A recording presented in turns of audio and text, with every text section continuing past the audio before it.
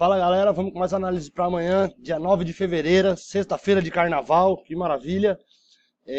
A rodada de hoje não começou ainda, os jogos ainda não começaram, não dá para comentar muito. De manhã o pessoal da consultoria, a gente derrapou com o Al Jazeera, que saiu ganhando, deixou empatar, deixou virar o jogo, o Al Jazeera deu uma derrapada, mas os dois Al Ahly, tanto do Cairo quanto dos Emirados, do Cairo do Egito, quanto dos Emirados Árabes Unidos, arrebentaram.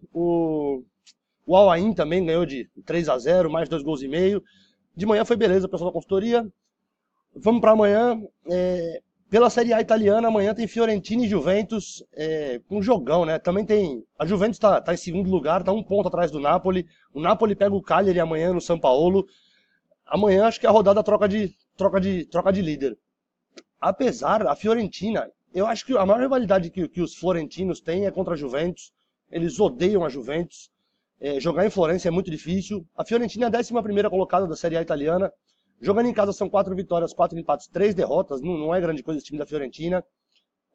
A Fiorentina foi um espetáculo na época do Batistuta, lembra? Aquele time da Fiorentina era um espetáculo. 1 gol e meio de média marcado jogando em casa, com 1 gol e meio de média sofrido. Nos últimos 5 jogos em casa, 3 empates, 1 vitória e 1 derrota. São 3 empates. Ele vem de uma derrota de 4-1 pro Hellas Verona, se eu não me engano. 3 empates seguidos e 1 vitória, faz 5 jogos que ganhou em Florença ou Fiorentina. Uma média de 1,2 gol marcado, com 1 gol sofrido, bastante irregular, bastante fraco o time da Fiorentina. Enfrentando a Juve, cara. A Juve, no final de semana, na semana que vem, na quarta-feira, ou é na terça, dia 13, tem o jogo contra o Barcelona pela Champions. Mesmo assim, eu acho a Juventus tem um baita elenco, a Juventus é ex-campeã italiana.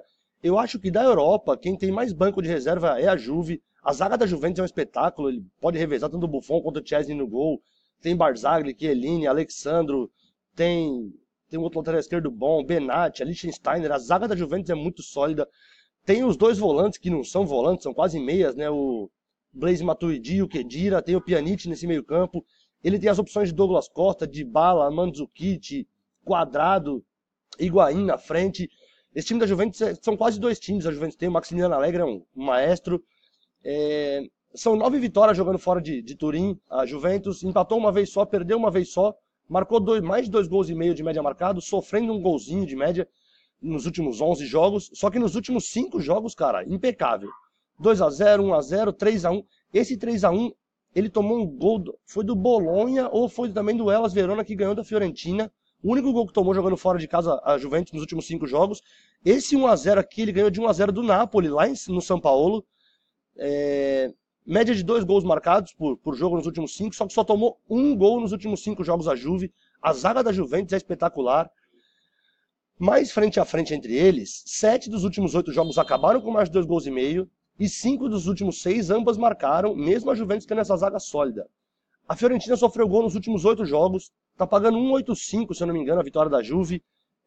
Dá pra fazer um fora empate aí a 1,30, um jogo acima de 1,5. Eu acho que a Juve não perde amanhã em Florença. Eu vou cravar um 2-1 pra Juventus amanhã, jogando fora de Turim. Esse jogo é à tarde, 5, 6 horas da tarde. O segundo jogo da rodada, das análises pela segunda divisão holandesa, a Eredivisie, o Telstar enfrentando o Jong Ajax, o time B do Ajax.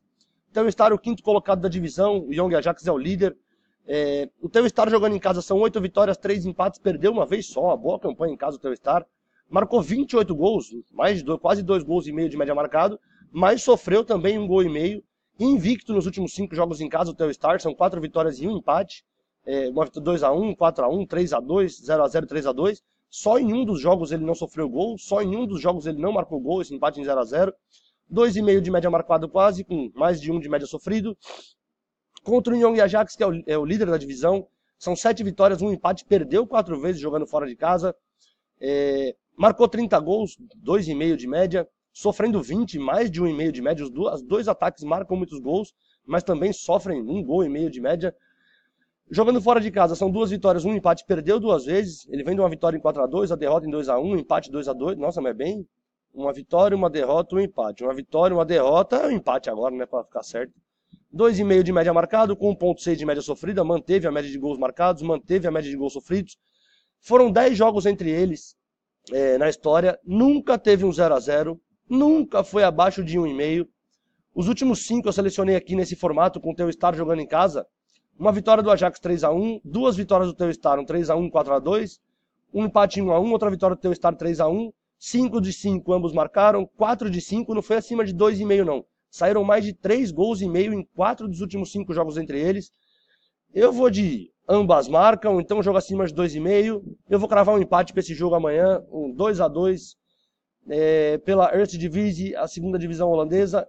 E o último jogo das análises é pela terceira divisão alemã, o Paderborn em frente ao Rot-Weiss. O Paderborn, ele fez no último jogo contra o Bayern de Munique, perdeu só de 2-0, eu achei um baita placar, criou chance. Nos primeiros 10 minutos de jogo, eu não sei se vocês viram, teve um gol anulado, bem anulado, mas criou 10, 12 minutos de jogo, deram uma bafa no Bayern, lá na Allianz Arena. Eu gostei desse time do Paderborn, é o líder da divisão contra o Rot-Weiss, que é o 20º. Jogando em casa são 10 vitórias, um empate, perdeu uma vez só o Paderborn. São 34 gols marcados, quase 3 gols de média, com 8 gols sofridos em 12 jogos, quase meio só gol sofrido de média. Nos últimos 5 jogos em casa são 3 vitórias, empatou uma vez, perdeu uma vitória boa de 5-0, um empate aqui em 0-0, a vitória 3-1, a derrota 2-0, outra vitória 3-0. Manteve 2 gols de média marcado, manteve a média de menos de um gol sofrido, contra o Rot-Weiss que ganhou uma vez fora de casa, empatou 3, perdeu 8 vezes, marcou menos de meio gol de média, sofrendo 2 gols de média.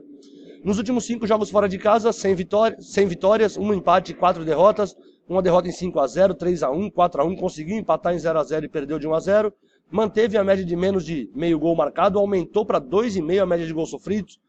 Frente a frente entre eles, não é nem tão ruim o confronto pro Rot-Weiss, uma vitória de 1-0 do Paderborn, uma vitória pro Rot-Weiss, 2 vitórias boas do Paderborn.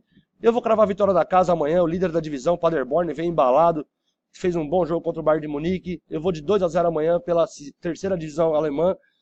Galera, tem o carnaval agora, claro, a gente vai ter vídeo todos os dias, normal. Mas o pessoal da consultoria, a partir de segunda-feira, a gente vai fazer uma análise, um pacotão geral de todos os jogos das oitavas da Champions. Vamos arrebentar nesses jogos da Champions aí, vão ser jogos muito legais. Juventus e Barça, tem Tottenham aí. Esqueci, tem PSG e Real, são jogos muito legais, né, pela Champions League. Beleza? Se curtiram, se inscreve aí. Até amanhã, boa sorte pra nós. Abraço, mano.